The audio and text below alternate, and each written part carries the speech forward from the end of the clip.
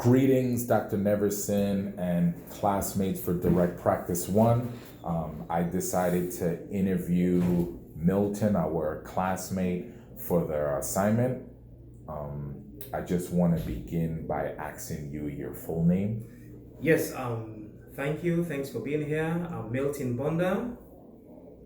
And where are you from, Milton? Oh, I'm from Freetown, Sierra Leone. Sierra Leone is in West Africa. And so many ethnic groups, and it's about 7 million people in population. Yes. And how long have you been in the United States? Oh, I'm like 4 years now. Quite a cultural challenge, what I will call culture shock. So a huge wall of difference between my home country, Sierra Leone, and the United States of America. But it's good to be here. It's a learning process for me. Okay. What is the highest level of education you've attained, and from what university? Oh, from Freetown University. I got my bachelor's degree in sociology and history, and I am here to further my master's degree in social work. Excellent. And what moment in life inspired you to become a social worker? Okay. Oh, um, it's quite a journey. It's quite a journey, and my home country went through 11 years of civil war, in which so many lives, women, children were battered, displaced population, refugees. So it was not quite easy upon my graduation, my first degree, to come in to see how much I could impact my immediate community with regards to those who have been displaced from their homes and refugees from neighboring Liberia. So that brought me into social work, knowing that my country is going through a lot in terms of death, economic struggles, people who are being displaced from their communities, and lives were being killed. And so we had all these non-governmental organizations coming into our country to help, but it was my responsibility just graduating to see how much I could help in impacting the lives of the unaccompanied children, getting them into safe spaces, getting them into places where they can be safe until non-governmental organizations will help them with regards to rehabilitation. Excellent. And what is the specific area of social work that you want to focus on? Yes. Because of my experience in terms of civil war, there is a lot of trauma in terms of psychological trauma and many other things, not only me that I went through, but other people. So I will want to, for my social work, master's in social work, my concentration will be on the mental health setting, especially for the elderly. I know what the elderly back home, what they went through with regards to depression, with regards to trauma, to see their loved ones being brutally killed, So it is my place how much I could learn with regards psychologically rehabilitating people who have gone through trauma. So my area of concentration will be mental health setting with regards the adult population. Okay. And how do you plan to use your knowledge gained from life experiences as well as your academic learning to apply that with clients going forward in the future? Yeah. So my experience has always been meeting people and try to hear their stories. We Africans who like to narrate stories. We like to hear the stories of people coming together in the evening, at night. They have stories to share. So going through the Civil War, people have so many stories to share about how much they have gone through it. So I will use my skills in sharing stories to listen also to the stories of others and see how much I could help them with regards sourcing services, meeting their goals, and how much I could help them reintegrate into community services, into places where they can be. So I'll be using culturally my background in hearing their stories, engaging them, listening to them, and see how much I could put all of their stories into perspective and try to source the much needed help and resources they need for them to be integrated and rehabilitated. And so your main focus would primarily be direct practice, like direct practice. So it's like one-on-one with my clients, meeting them, setting them, getting to hear their stories, their problems, their goals, setting up goals for them, and see how much we can work on achieving their goals. And how would you say, how instrumental is the government in social work in Sierra Leone? As far as is there a big energy with the government to create facilities and services for the population, or you find it'll be a hurdle with you having to do it in a small clinical sense? Yes, with regards to the government of Sierra Leone, the intentions are there, but the resources are very little. Social work back home in my country is novelty, it's like new. Maybe after the Civil War in 2003, social work profession sprang up, people, coming into the school curriculum. So the resources are very much new and very much new.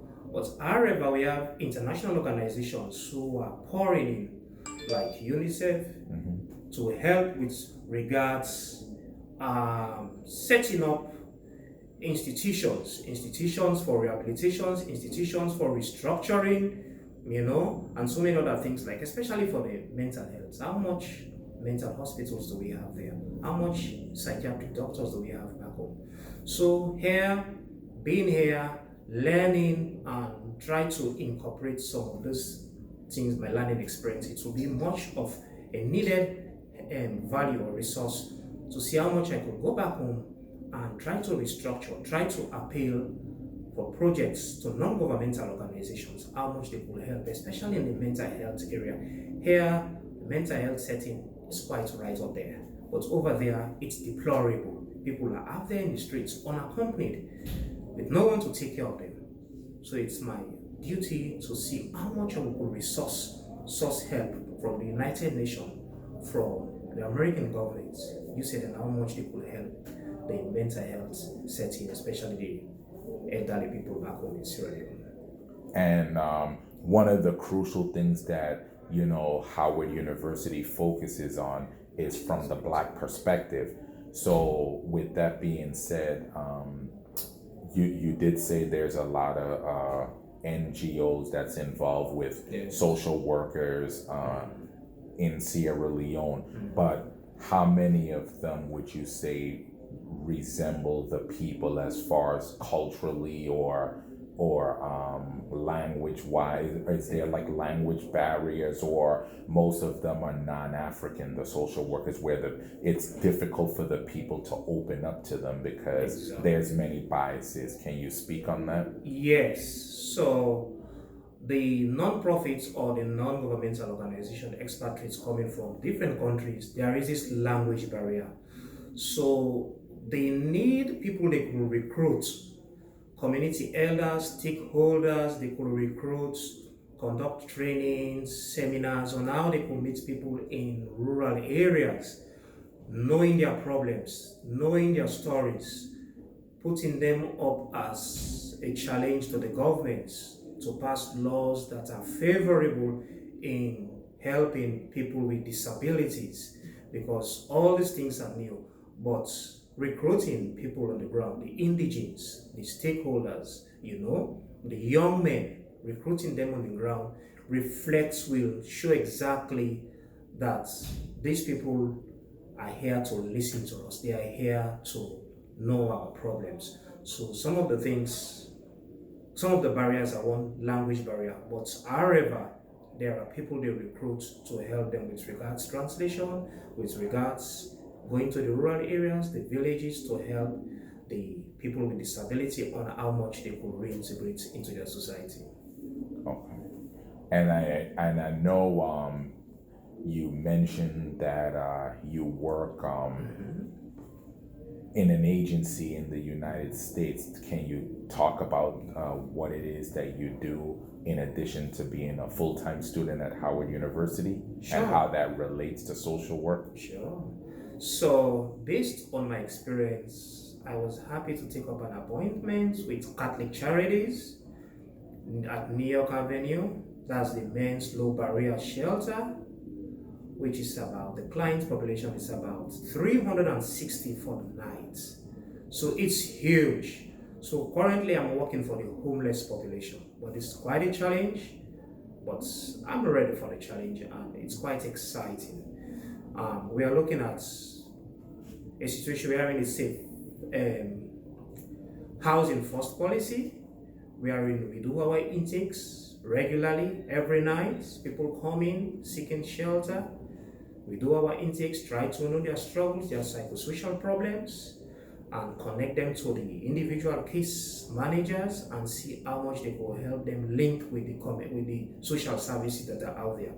So currently I'm working for Catholic Charities at New York Avenue, the Men's Low Barrier Shelter, trying to help and trying to work with the homeless population in transitioning them into their homes.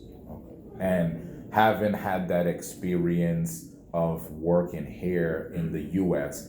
dealing with, I guess it's predominantly African Americans. Predominantly African Americans. And are there any maybe stereotypes or biases you may have had coming from Africa, just as well as people here may have stereotypes and biases to things going on in Africa? But do you see like any cultural similarities of, you know, what took place after the Civil War and how the people are struggling with what is happening here, how people here in this country have lived in oppression for so many years and kind of, you know, they've experienced their set of traumas to generation. Do you see any similarities, and is there anything you will take in your profession from that?